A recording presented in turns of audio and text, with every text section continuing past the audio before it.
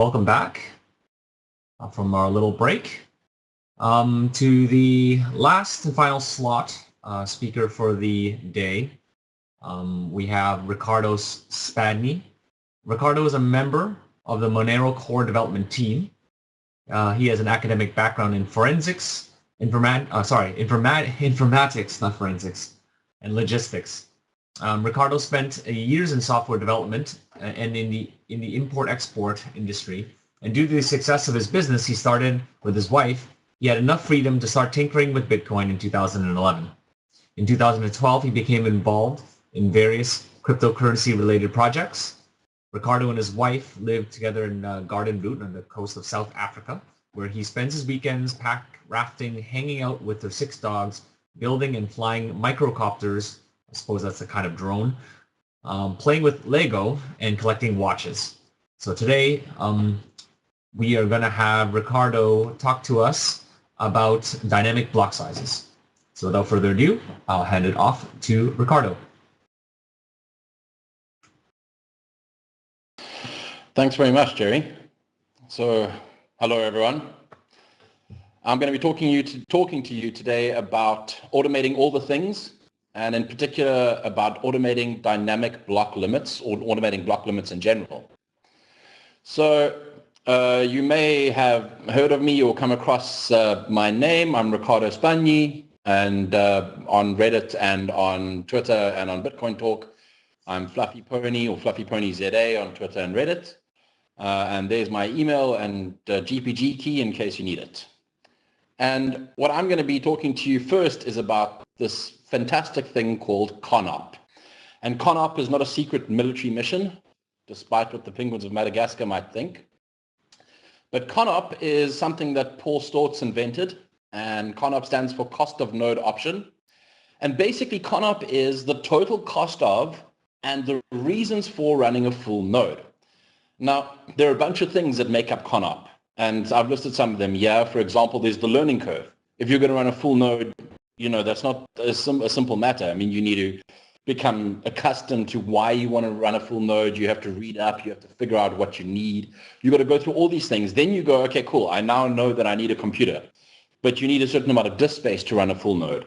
You need to think about the bandwidth that you need to run a full node. There's maintenance and upgrades. Maybe a few months into it, you realize that you don't have enough RAM, or you need to increase whatever, buy a better CPU. And then there's the time involved in all of this. And of course, time is a massive cost that we need to bear with anything like this. And a lot of this relates to incentives. Why should you run a full node? Yes, you get better privacy than having to query other nodes and ask them for stuff. But this is all involved in something called CONOP. Now, ideally, if we want to maintain a decentralized network, we want to have as low a CONOP as possible. But obviously, a really low CONOP where everyone can run a full node off, like, I don't know, the first generation Raspberry Pi with very little disk space off, like, a 2 gig SD card is infeasible. I mean, what would we do? Like 1 transaction a week. So there's this sort of balance between a reasonable CONOP and the transaction throughput that we want on-chain. So when it comes to that, there's factors that increase our CONOP, and I've got a little graph that I've got here. And the main factor that increases our CONOP, in particular when we're talking about on-chain scaling, is the block size limit. So if we consider a CONOP of 1, and maybe 1 is a certain amount of time, a certain amount of education that you need to run a full node, a certain amount of upfront cost, and then a certain amount every month to pay for your bandwidth, to pay for your things like your upgrades to your computer that you need to run this full node.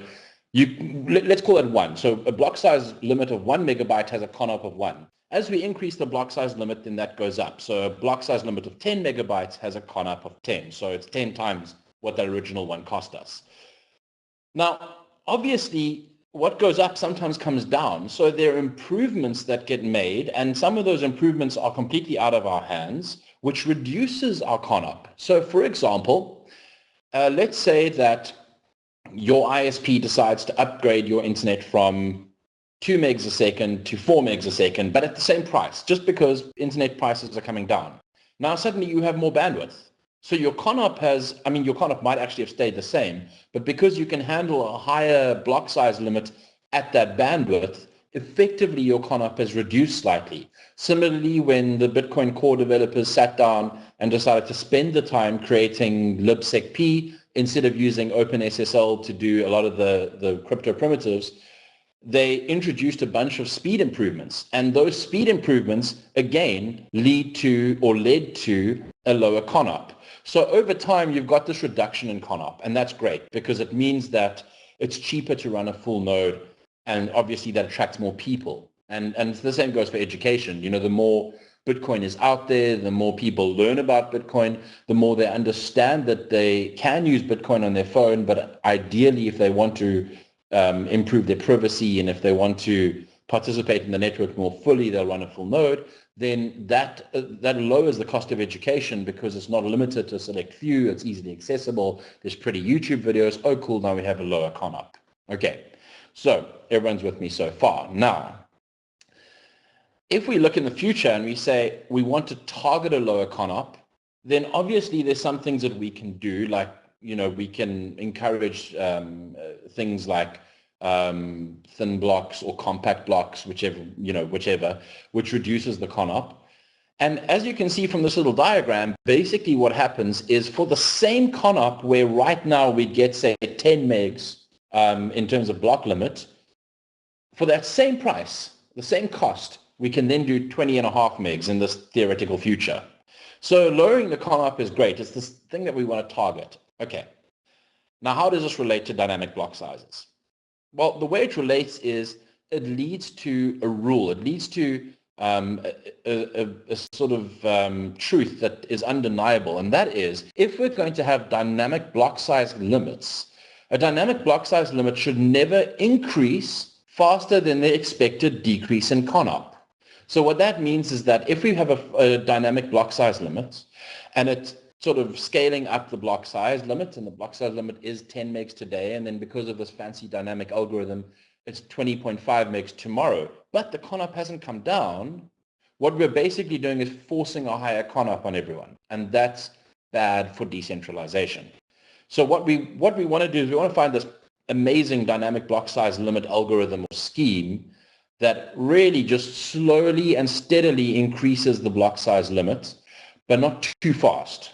Okay, so that's the aim with the dynamic block size limit, and that's the truth that we're trying to achieve.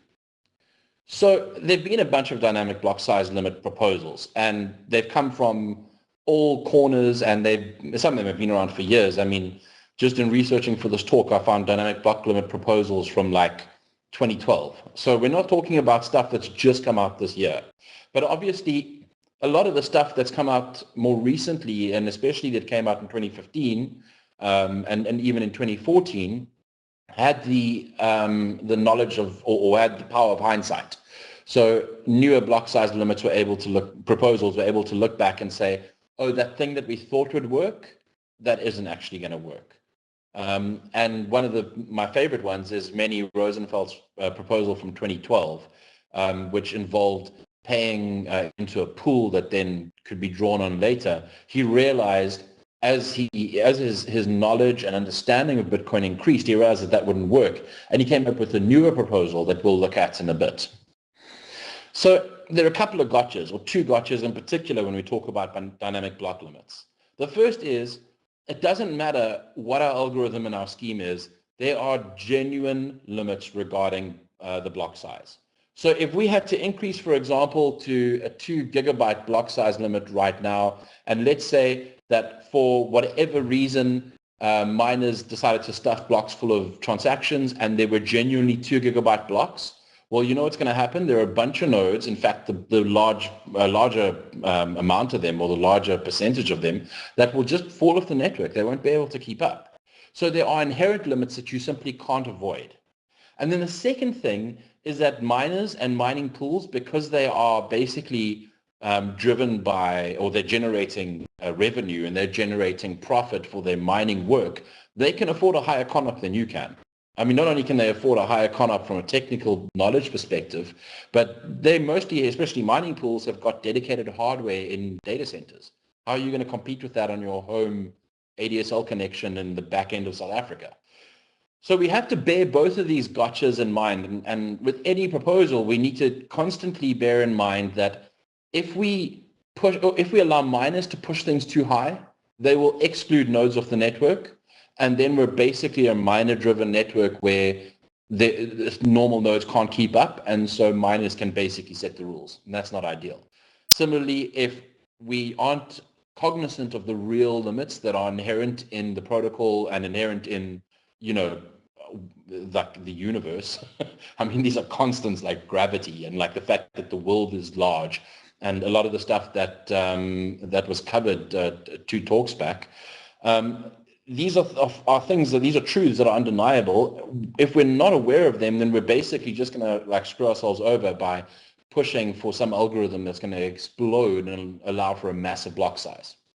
So knowing those two, we can see why there have been a few ideas that have been broken. So, for example, there's been some ideas about voting by burning coins or voting by fee. And there's some merit to voting, don't get me wrong, to stake-weighted voting and that sort of thing, and weighting voting by Bitcoin days destroyed and so on. The problem is miners can censor votes. So they can say, well, I'm not going to mine votes that are for a smaller block size than I want. And there's also the risk of vote buying. So a miner can go and convince a wallet provider to vote in a certain way or to have a default vote in a certain way and pay them something. Then there's BIP 107, which was based on transaction volume. And the problem there is, again, we have to remember that there's perverse incentives here, especially for miners. And miners can simulate virtually unlimited transaction volume if they think it's in their best interest. And ultimately, miners are capitalists. So if they see a way to earn a little bit more, even if it is 0.5% more, they're not going to go like, oh no, I won't grow the transaction or the block size because I'm so altruistic. They'll go like, hey, I can increase my revenue by 0.5%. Let's do that. And then we have like a block window average. So looking back over a period of blocks and saying, what is the average? And then setting that or using that to influence the limit. The problem is that that's susceptible to outliers. So if someone creates a very large block, it artificially inflates the average. It's also very easy to influence, and again, artificially, which is a problem. And then there's floating limits. The floating limits are also interesting and related very much to block window averages. Floating limits, unfortunately, allow large miners to eclipse small ones. So floating limits have to be constrained by something else. Or at least their growth has to be constrained by something else. And then there's percentage increases. So saying, I don't know, we're going to do 2% a year or whatever it is. Again, like that's likely to outpace CONOP increases or CONOP decreases rather. And also that can't decrease. You know, what if the demand for transactions decreases and now your block size limit is set to like a gigabyte? And there's, there are a lot of people that go like, oh, no, that'll never happen. I mean, why on earth would the block size limit decrease? And well, the block size limit would decrease for a number of reasons. For example, if the Lightning Network is deployed in a way that allows people to easily run Lightning Network nodes or hubs at home, rather than running Bitcoin nodes, full nodes at home, then obviously the one is more preferable than the other. And so they're going to do that. It uses less disk space, maybe it uses bandwidth, so it's obvious.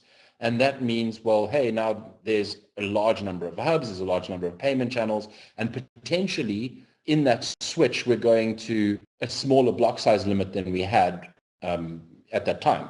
So there's things that can decrease or can lead to a decrease in the block size, and any algorithm or scheme that we come up with has to be able to decrease. This is fundamental. So when designing a flex cap proposal or when designing a dynamic block size limit, because flex cap proposals are so hot right now, there are a bunch of desirable flex cap properties. First one we've just spoken about, it must be able to increase and decrease the limit. Also, we spoke about how averages are broken, susceptible to outliers, easy to gain. So that means we use median, not mean, okay? Because median is sort of slap bang in the middle. And if you want to game the median, it means you basically need to control 50% plus of that window. It also has to be resistant to large miner attacks. So, if a large miner sees a way to artificially increase the block size limit and eventually outpace what a small miner can handle, you know what's going to happen? The small miner is going to fall off the network, and the large miner is going to, or the amount or the speed that they can mine at, effectively, the number of blocks that they solve will increase. And so that's a real danger. And then it has to be resistant to out-of-band fee payments. And that means that by and large, especially when it comes to Bitcoin, almost every mechanism that involves fiddling around with the block reward or the fee that's paid to miners is susceptible to some sort of out-of-band fee payment attack, or it's susceptible to, someone creating a transaction with an output that goes to the miner or to the mining pool. So that's a danger. It has to be resistant to investment attacks. So now, again, an investment attack is where a miner goes, well, okay, it's expensive for me to increase the block size, but I'm willing to spend whatever, $10,000 today because I know that it will put me ahead of the game so much that I will be able to recoup that and more in the next 6 months. And then it has to be measurably hard to increase the block size because, again, we want our block size limit to increase, but we don't want it to increase faster than the changes to CONOP, because otherwise what's going to happen is we're going to outpace CONOP, and next minute people who should be running full nodes in countries where it is essential to run full nodes, where censorship is a very real issue, financial censorship, they're just going to stop running full nodes, and that puts them at a disadvantage because their privacy gets massively reduced. Okay, so knowing these properties, what are some of the proposals that have tried to meet these properties? Well, the first one, and possibly one of the best ones, is Greg Maxwell's proposal. And it's basically an elastic block cap with difficulty penalties. So I spoke earlier about how any penalty that revolves around fees is potentially dangerous because it can be gamed by out-of-band fee payment or by somebody creating a transaction with an output that pays a mining pool or a miner. So Greg said, well, hey, let's stop messing around with fee-based incentives and let's start messing around with difficulty-based incentives. So if you consider that little block in the middle there is the median block size, you can see that on the chain there's a median block size that's mined for the current difficulty, and then a miner wants to mine a larger block size. So what happens is there's some quadratic algorithm that says, okay, if you want to mine at that larger block size, it's at 25% above the median, you have to do whatever, you have to mine it at this percentage increase on the difficulty. If the miner is able to mine it, then cool, it's an acceptable block. And then obviously maybe the next block is the median again. Now, the advantage here is that, you can immediately see that it's great because miners can mine larger blocks. And there's a very real tangible cost involved. And that tangible cost is, in order for a miner or a mining pool to mine at a higher difficulty than the rest of the network, they're going to incur costs in terms of orphan blocks and that sort of thing, or just simply taking longer than they would expect to mine a block. So there's this nice little balance between I want to mine bigger blocks because I get more fees, but it's also going to cost me more. And so that depending on how you structure it and dependent on the actual algorithm and the magic numbers that are chosen within it, the parameters, there should be a reasonable increase in that median, a slow increase over time as demand increases. Then there's Manny Rosenfeld's proposal, also, again, an elastic block cap with rollover penalties. So I spoke earlier about how Manny came up with an idea like this in 2012 and then realized over time that it wasn't going to work because there were problems with the way the reward was kept in a pool, basically. So he came up with this change, and you can see it there in the diagram. There's median size block, then a large block. So what happens with the large block? Well, the miner loses some reward, and then that reward is paid to whoever mines the next block. So instead of the rollover sitting in a pool and waiting, basically being deferred to much later on, it's not deferred any later than the very next block. So there's some advantages here, and I mean, again, there's also some risks in terms of ways it can be broken, and basically the systemic issue with any fiddling around with fees and with block rewards. But basically, again, also a fantastic dynamic block size limit proposal. And then building off the back of both Many and Greg's proposal is Mark Friedenbach's proposal. So very much like Many's, but it had a very clever twist. And what Mark said is, okay, what if instead of paying that reward in the very next block, we kept that reward in a magical pool, and then later on somebody mined a small block, like smaller than the network for whatever reason. Maybe it was just a very fast block that was mined, or maybe they purposely chose to mine it. And now we can pay out that deferred block reward because, hey, it's later on, and that this guy is kind of doing a service by mining a smaller block, in terms of keeping everything in balance. So now we pay him an extra block reward. And that, again, I mean, it's a solid proposal, and a way of allowing the network to grow, but not grow overly rapidly. Now, as was mentioned, a lot of my work revolves around Monero, and Monero has an actual working in production FlexCap, and it's been in production for, well, at this point now we're looking at over 2 years. And that's great because it means that there's some point of reference in terms of, do these FlexCaps even work? Now, there are a couple of things to note. The first is that this is really proof of concept soundness. This isn't code that can be used in Bitcoin because Monero isn't based on Bitcoin's code at all. We use different cryptography, different cryptographic primitives. There's not a single line of code we share. So it's not like the Monero code, the FlexCap code can be taken out of Monero and used in Bitcoin. However, this is more about proving the FlexCap concept. It's similar to Mark Friedenbach's proposal, but the difference is that instead of reward being deferred for some later miner that mines a small block, instead the reward is permanently deferred. And this only works, and it only works in a way that that can't be gamed, because we have a tail emission in Monero. So basically, when we hit a block reward of 0.6 Monero per block, which is 0.3 Monero per minute, then that's the minimum, and that's what it's going to be forever. So there'll be fixed emission every year. And initially we did this to retain mining incentives, but the knock-on effect is that this basically avoids the fee-based attacks where fees can be paid out of band and that sort of thing. Because there's no point in gaming it, because the fees are just deferred to the future, to some future miner that's completely unknown and unknowable. So we don't have to use a system like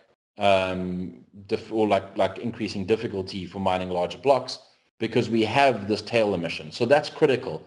Monero's system of deferring fees or punishing miners that mine larger blocks by taking away some of their fees and block reward, that would not work with Bitcoin, because Bitcoin has a fixed coin limit, and that's in Bitcoin's social contract. And just like the tail emissions in Monero's social contract, and we won't change it, the fixed coin limit in Bitcoin is in Bitcoin's social contract, and that's not going to change. So knowing all of this, it's kind of cool to see this thing in action and to see it actually working and taking place. So back in September of 2014, we had a spam attack on the network, and there was a reason for the attacker spamming the network. It was because he, or they, or whoever, he, she, it, I don't know, they wanted to abuse a little piece of code that created transaction hashes when there were more than 512 transactions in a block. But obviously, at our block median at the time of 20 kilobytes per 1 minute block, we've since gone to 2 minute blocks, but of 20 kilobytes per 1 minute block, they simply couldn't fit 512 plus transactions in a block. So they needed to increase the block size. So this attacker, very motivated, a very clever attacker, went and just created, stuffed the mempool full of transactions, and miners, as they would, they went, okay, cool, I can create slightly larger blocks. And so over a period, they created slightly larger blocks, and you can see it on that graph there. You can see it going up, and that the blue is basically the block size, and obviously some small blocks mined in between, but you can see the orange, which is the median, start to go up and go up and go up, and then tank back down after the attack was carried out.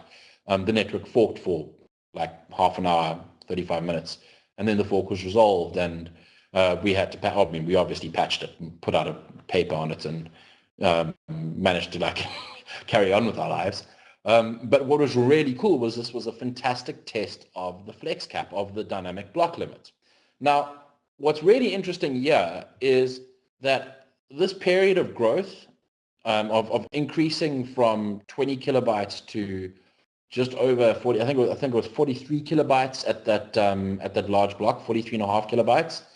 That took place, and then sinking back down, took place over 935 blocks. So by Monero's limits, obviously, at the time where we were like a block a minute, that was a relatively short period of time, but for it to double in growth. But obviously, for it to have gone up to like a meg would have taken significantly longer. Excuse me. But I mean, if you take a look at Bitcoin and how long that would have taken a much longer period of time. I mean, we're talking about several days that would have taken to increase the block size by 23 kilobytes. So this is really great, and it allows for some sort of frame of reference and some sort of indication that not only does the FlexCap idea work, but that it's been tested and it grew and it collapsed as expected. And during this process, it wasn't there wasn't like a permanent growth, and miners didn't continue stuffing the blocks afterwards or anything like that, which they very well could have done, but it would just have become prohibitively expensive for them. So, of course, I mean, it would be kind of cool if we had FlexCap in Bitcoin, but if we're going to do that, there's a bit of an arduous path ahead, because firstly, this sort of thing requires lots and lots of testing and lots of modeling, and there are a lot of people that are very good at talking about all the things that they want to do, but very, very bad at doing. And I mean, it was kind of funny reading, for example, Manny Rosenfeld's FlexCap proposal, and then there was a quip somewhere in that about, so, write up the code and submit a pull request. And Manny's like, well, I'm more of an ideas man and I'm a researcher. So that's unfortunately the case, and there's some handover that needs to happen between these cool ideas and actual implementers that go and implement it and test it and then deploy test nets and all that fiddling that needs to happen. It's also really hard to choose parameters because some of these parameters are almost like choosing magic numbers, and you can do a bunch of modeling and a bunch of testing, but ultimately you have to go like, okay, this seems to be safe, this seems to be future-proof based on our current understanding, and so let's deploy it. Also, it's going to require, I mean, if this thing is going to happen, it requires cooperation between the core and classic guys, and, as someone sort of on the outside, I look at that and I go, well, all we can do is hope. And something like this is not to be rushed. It's not necessary to deploy this in a hurry, especially because our understanding of the dynamics in Bitcoin grow every day. And we can do a fixed increase first. We can go, okay, well, we're going to do a hard fork to 2 megs, or we're gaining from SegWit or whatever, which was merged in like just earlier today, I think like an hour ago. And we're gaining sort of scaling improvements from that. So like instead of just rushing out and shoving in like a 20 meg block size or something, block limit, let's rather go and solve this once and for all. Let's go and do the testing. Let's write the code. Let's figure out what we need to deploy a FlexCap in Bitcoin. Let's get all the different people talking about it and figuring out what's best. Let's solve the attacks and the attack vectors, and then we can go and deploy this eventually in future. So I think that that definitely like a FlexCap is the way forward, and I'm a big believer in automating as much as possible and in not having hard and fast rules, but rather having dynamic rules where you can. And I think that it's worthwhile in Bitcoin and in other projects, especially in any sort of decentralized consensus-based security software, looking at ways and means to improve or ways and means to improve rules, hard and fast rules, so that instead of them being hard and fast, they can be based on supply and demand and based on the growth of the network. So that's about it from me, and I guess now it's time to move on to answering some questions. Okay, so in the Q&A box, let me scroll up and find, oh, there we go. Okay, so Free Trader says, Fluffy. Hi, Free Trader. BitPay wrote code and did testing. In your view, does their proposal, median, fail to meet any of the 6 desirable properties? So Stephen Pear's proposal and the stuff that BitPay have been working on is very, very similar to some of the other proposals like Manny's and so on, which basically focuses on adjusting a median based on demand. And basically, like, the problem is, unless you're punishing miners for mining larger blocks, then they can artificially inflate blocks, and then you end up with the scenario where larger miners can kick smaller miners off. So you need to have some sort of punishment, and I mean punishment is probably the wrong word, but you know, like, there needs to be a slight disincentive to mining larger blocks, because mining larger blocks means more transactions with more fees. So there's that incentive to mining larger blocks, and it needs to be coupled with a disincentive. So like in the BitPay proposal, I think that's the larger systemic issue is what's the disincentive to just inflating and continuing to inflate. And then over and above that, if you get past the disincentive thing, like, is it a disincentive that can be gamed? So that's really the larger issue. And like I said, you know, fee-based proposals, there's a sort of broad understanding amongst a lot of people, myself included, that any fee-based proposal can be gamed unless you have some sort of tail emission, which then compensates for that. Okay, next question. Tomislav, I'm so not going to try and pronounce that surname. He says, question, isn't it enough that companies like BitPay, transaction processor, Kraken, the exchange, Overstock, the merchant, and Expedia, the merchant, run full nodes? Won't they run many full nodes without a direct monetary compensation? So that is an excellent point. Please hold whilst I take a sip of wine and ponder. So the problem is, in that sort of environment where your CONOP is high and where your barrier to entry is high, you end up with a centralized network. So if for example, a sophisticated attacker, and I mean, I don't want to, you know, put labels on any attackers, but let's say a sophisticated attacker wanted to introduce some sort of anti-money laundering and KYC, know your customer requirement for Bitcoin. And let's say that they went to miners and, using the power of rubber hose cryptanalysis, where you beat someone over the head with a rubber hose until they comply, they managed to get mining pools in China to comply. And then they went and subpoenaed other mining pools and so on, and now they've got miners to capitulate. Now you've got like BitPay, Overstock, Kraken, and Expedia that run full nodes in data centers. So how long before that same attacker can go to those guys and say, hey, you're large companies that have to comply with the law, and we're going to throw the law book at you to capitulate and introduce this stuff. So having a network that is meant to be decentralized and meant to be peer-to-peer, but ends up with a very high barrier to entry, is undesirable. And along with that, you need to consider that there are people who want to or need to use Bitcoin even, and they live in environments or are in environments that where censorship is a very real issue, and where censorship can mean life or death for them. And for them to use something like an SPV wallet is just a non-starter. They have to run a full node. They have to run a full node behind Tor, and it's exceptionally dangerous to try and offload that into a data center, even if you're using some sort of encryption or protocol like I2P or Tor, because ultimately you're just putting the power in a small cluster of hands. And so you're basically providing that sophisticated attacker with a small tracking cluster. You're like, here we go, we're providing it to you.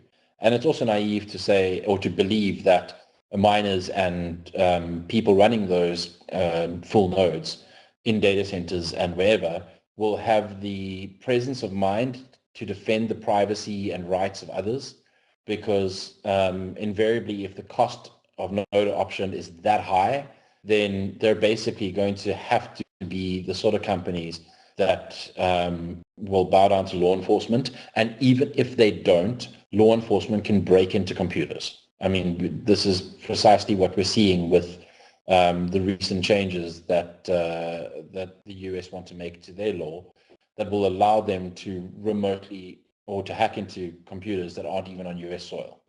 So yeah, that's an undesirable situation and something that we want to avoid. Then Peter R says, I like these ideas, but I can't see how the magic numbers required to implement them can be determined in a decentralized bottom-up fashion. For example, maybe the market is okay with a much higher con-op if we had 100 million users. Can you think of a way to allow the market to select the magic numbers? So the thing with this is I maybe used the term magic numbers a little bit frivolously. It's not really magic numbers per se. It's more the algorithms that are chosen. And, you know, if we're choosing a quadratic algorithm, then what are the parameters there? And we can choose an algorithm that has parameters that allows for an increase based in demand to eventually reach 100 million users on main chain.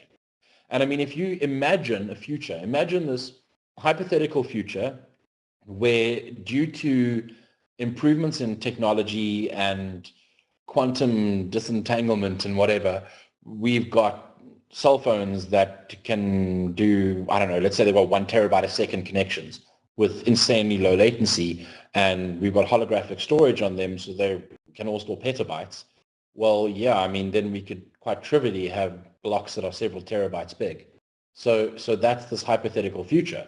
But I mean, between now and then, can we have an algorithm that allows us to grow to that as technology increases? Or is our algorithm so constrained that it's going to grow so slowly? Or is it so unconstrained it's going to grow too quickly? And I think that we can model a lot of this stuff because a lot of these algorithms, I mean, I showed over there, like 953 blocks to jump from a 20 kilobyte median to a 43 kilobyte median. That's not a lot of blocks. So if there is a sudden rapid improvement of technology, some sort of dynamic flex cap proposal that is reasonable will be able to allow the blocks to grow rapidly, relatively speaking, and scale to meet demand. A lot of the stuff isn't designed to meet very bursty demand, so it's not designed to meet demand over a day. So if you think about something like Black Friday, it's not designed to meet that. Maybe like on that Black Friday weekend, by the time we hit Sunday, then on-chain capacity is scaled up. But it's not designed to scale up within the space of an hour. It's designed to scale up over a period of at least several days.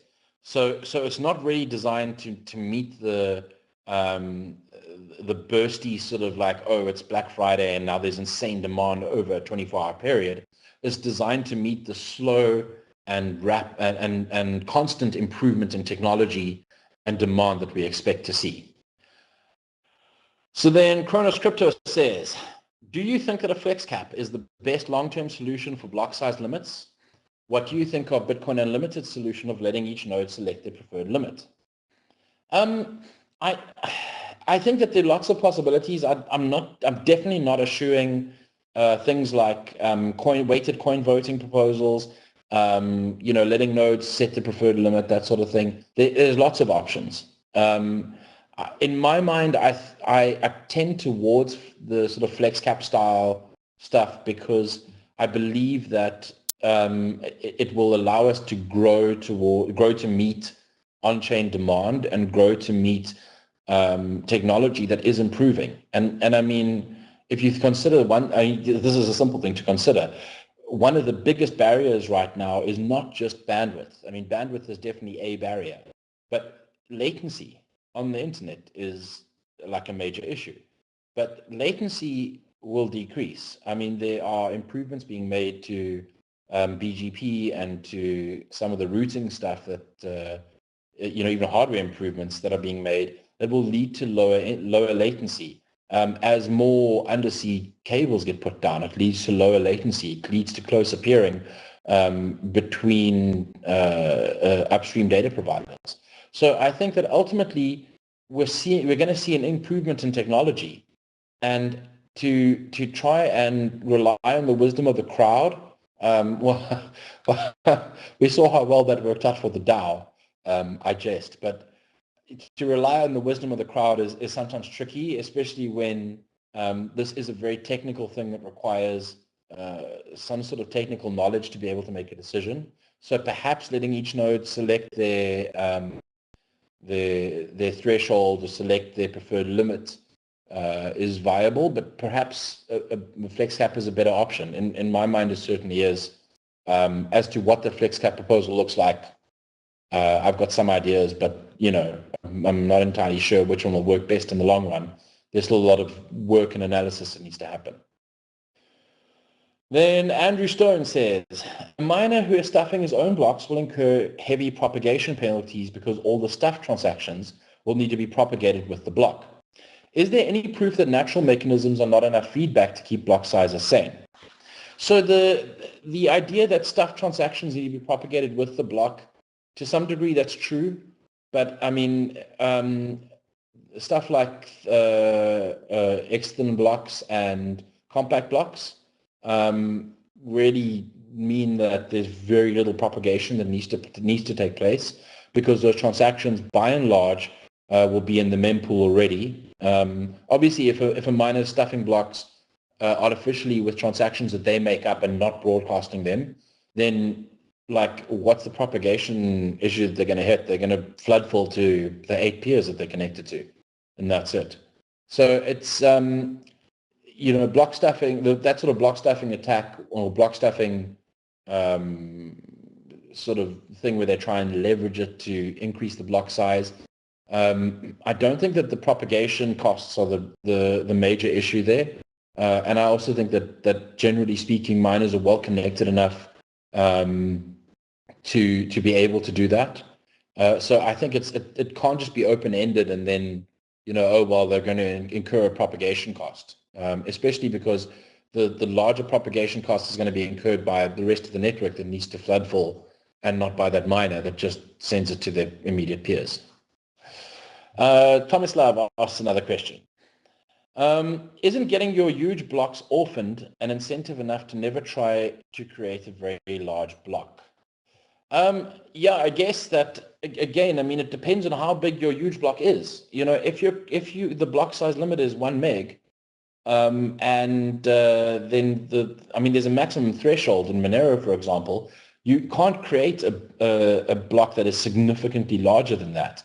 And anything above the median, you incur this penalty. So, miners will constantly try and find the balance, and mining software will try and find the balance between, let's say, a gap of 25% above the median. And somewhere in that gap is, okay, I'm incurring a cost of X, but I'm putting in extra transactions that give me fees of Y. And so here's this happy balance. And so I mean, the chance of you orphaning or chance of a block being orphaned because you increased it by 25%, I mean, that's pretty small. I don't think that the orphan risk is high enough, as long as that gap isn't massive, to really warrant or to be a disincentive to creating very large blocks. And ultimately, I mean, if you end up with everyone creating very large blocks, well, the network should be able to handle it by that stage. And if it isn't, people just will stop creating transactions, and then everything falls back down again. Free Trader says, do you know of a good centralization metric to match your expectation of controlling ConOp? I feel this might be a magic number which wasn't very clear. So Paul Stortz has a good article on the cost of decentralization, in which he introduces ConOp to the world and gives birth to it and says this is ConOp, and then goes on to not put magic numbers against it, so that doesn't really help. But I think that there are lots of hidden costs sometimes with running a node that we take for granted. I like to go off on the education one in particular because I think the education one is something that we take that we definitely take for granted, especially for technical people. We just go, yeah, to run a full node, you download the software and double click on it. You know, I mean, like, how hard is that? And we forget that for us, that's super familiar. But we're not doing that. We're probably compiling off GitHub head, and then like, you know, we've got something that's like a watchdog that's monitoring it to make sure it's up the whole time. And we've got all sorts of tools that we've built, and we're like really cool that way. And then you've got some noob who comes along and they have no idea what they're doing, and you're like, oh, just download the software and run it. But I mean, that education that they need to even get to that point is massive. So there's a lot of stuff that we don't consider with ConOp. We tend to hammer on disk space and the UTXO set in memory and the mempool and bandwidth. You know, it's like those sort of things that are easy to measure because education is not easy to measure. So let's just write it off as if it doesn't exist. So it's kind of tough. It's I think it's the sort of thing that requires a lot more research, and I'm not 100% sure that we'll ever get to a point where we have a perfect model. But I do think that that perhaps in a collaborative fashion, we need to start looking at ways of building out the models and saying, you know, what is ConOp? Let's have a model for it, and let's have a model for like how we reduce it and everything that happens, like when libsecp 256k1 was introduced, and that reduced the processing costs and the verification costs of running a node. Like that should go into that model and reduce that ConOp. That's not something that I'm ever going to build because of lack of time and stuff. But I definitely think that is something that people much smarter than me, much smarter than me, need to go and build. And I think it's some of the stuff that comes out of that could be really interesting. Then Ryan X says, could you comment on the role of pay-to-future miner in a FlexCap solution? With pay-to-future miner, I'm not 100% sure if you mean like with Mehdi's proposal where it pays immediately to the next miner, or with Mark's proposal where it pays to an unknown future miner that mines a smaller block. Please feel free to follow up that question and clarify it, and then I will try and answer it. Then ANT says, have you looked at Stellar? If so, what do you think about Stellar's approach to scalability for micropayments using XDR outside of the database and the Stellar consensus protocol? So no, I think I signed up for Stellar's little like free handout on day one or whatever it was, like that thing, and then completely forgot to look at it because I was like, oh, it's just Ripple. So I haven't looked at it, and I find a lot of that stuff like mostly disinteresting because I'm more interested in ways of improving Nakamoto consensus. So the sort of traditional Bitcoin model. The reason I'm interested in that is because I think that, well, Bitcoin works. You know, I mean, there's no doubt about it. It works, and the fact that it's been able to sustain things like lots of large blocks in a row and sophisticated attacks on its network and so on means that Nakamoto consensus by and large works. And I mean, we can leverage all sorts of criticisms, but it works. And so I'm a much bigger believer in iterating on that consensus model than looking at alternative consensus models at this stage. I do try and take a look at other consensus models, which is why your second question, have you looked at Ethereum sharding and what do you think of it? I think that Ethereum's model of balances and their idea of like turfing UTXOs is, in my mind, prone to several attacks. It's a topic for another conversation. But I think that that there's danger in that, and apart from that, I think that the fact that you can't prune stuff down, which you can with UTXOs, makes it a little bit difficult to argue that it's more scalable, because it ends up being super complicated to scale it through something like sharding. I'm also at this juncture unconvinced that that sharding will not lead to edge cases and stuff being dropped off the network. So I'm sort of biding my time and seeing what comes out of that.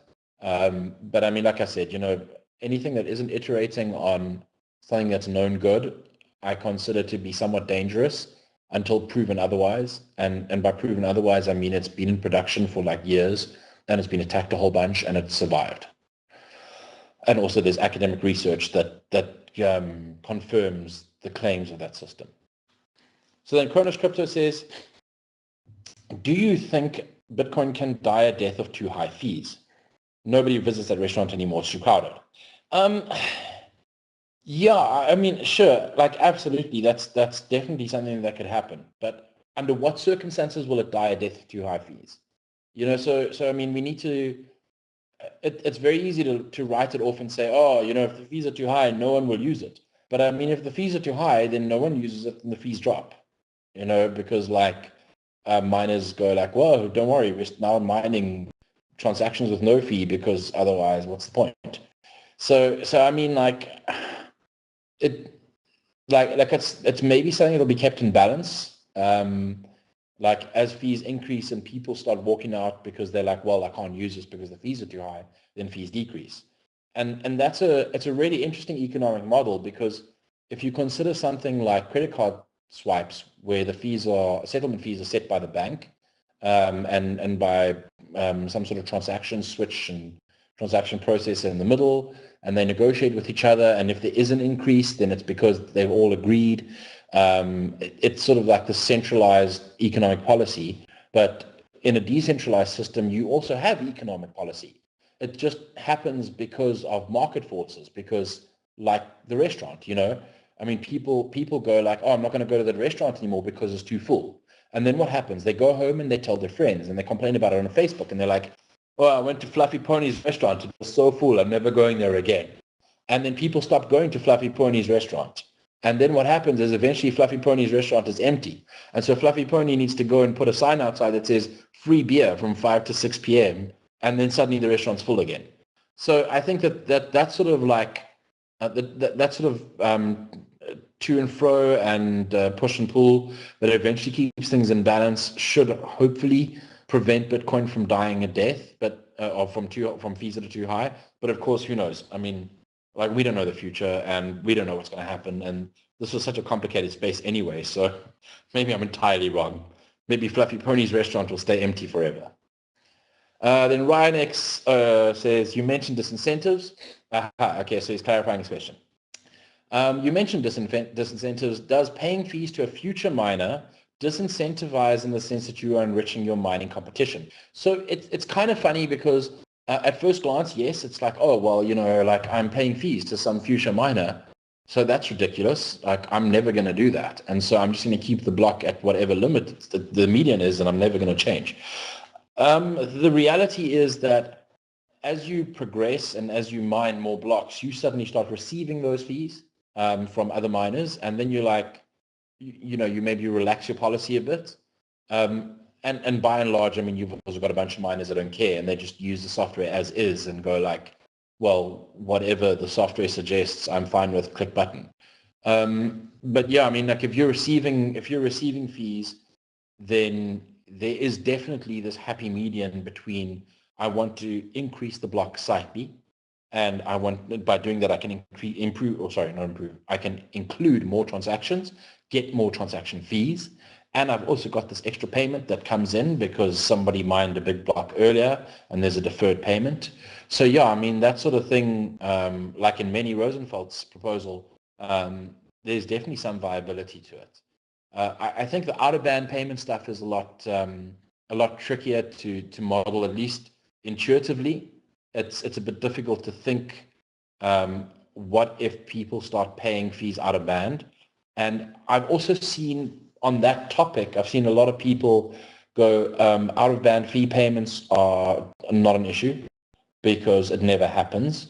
But we've seen it. We've seen mining pools especially even in China, offer transaction priority processing. Just sign up and pay pay a fixed amount a month, and then your transactions can be sent straight to them, and they will put priority on it. So out-of-band fee payment happens. It's happening right now. It's not something that's avoidable. And so everything needs to be modeled with that in mind and looked at with that in mind. And those out-of-band fee payment attacks are definitely a lot harder to understand intuitively. In fact, the whole fee payment stuff, like understanding the threats to it intuitively is tricky enough as it is, which is kind of why I like Greg Maxwell's difficulty thing, because even though many and Mark's proposal on the one in Monero that works, even though all those proposals are a lot easier to understand because not to understand the risks, but to understand the mechanism, because it's like, okay, I'm creating a larger block. I physically pay a fee. There's a punishment in terms of me sacrificing that. I'm paying as a miner. Whereas, like I'm mining at an increased difficulty has a fee, but it's not like immediately measurable. The fee's measurable in terms of I'm now mining slightly less blocks over a period of time. And so that's it's a fee, it's inherent to the mechanism, but it's not a fee that a miner will go, oh, cool, I understand that. And as people analyzing the scheme, it's not something that we can easily go like, oh, cool, there's the immediate thing. So yeah, I mean, like those disincentives are really hard to understand, intuitively, at least for me. Maybe other people are like, oh, cool, I understand it. But I struggle a little bit with it, and I often need to like sketch models out to actually understand, understand the mechanism and understand what will happen if there are out-of-band fee payments. But yeah, I think there's, the thing that you mentioned about whether paying fees to future miners becomes a disincentive. It could be that miners might reason that way, and that's obviously a risk as well. Thankfully, like I said, most miners are just clicky button and off they go, and they're like, cool. Okay, I think, let's see, any other questions? I think that's about it. If there's any other questions, guys, feel free to email me. You can email the entire Monero core team on dev@getmonero.org, or catch me on IRC, catch me on Twitter, on Reddit, wherever, and I'll try and answer any other questions that you have. And also thanks to the on-chain scaling guys for organizing this. This was a lot of fun.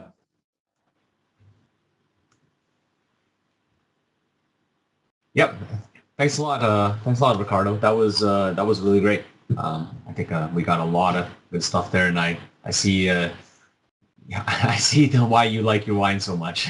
That is some display of wine behind you. So that pretty much wraps up our schedule for day one. I'd like to thank all the speakers,